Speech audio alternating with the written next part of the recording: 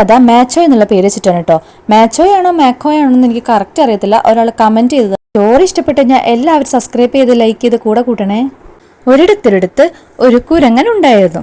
അവന്റെ പേരാണ് മിട്ടു. മിട്ടുകുരങ്ങൻ എന്താഗ്രഹിച്ചാലും അത് നടക്കണമെന്നുള്ള വലിയ വാശിക്കാരനാണ്.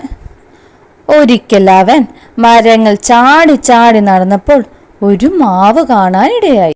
അതിന്റെ അറ്റത്തായി അതാ ഒരു മാമ്പഴം. അവൻ അത് വേണമെന്ന് ആശയായി.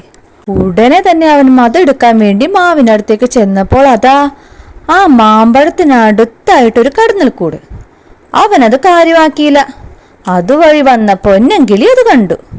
മിട്ടു പോവല്ലേ, പൊന്നൻ പറഞ്ഞു. ആ മാമ്പഴം വേണമെന്ന് അവൻ പറഞ്ഞു. പറിച്ച കടന്നൽ കൊത്തുന്നു പൊന്നനും പറഞ്ഞു.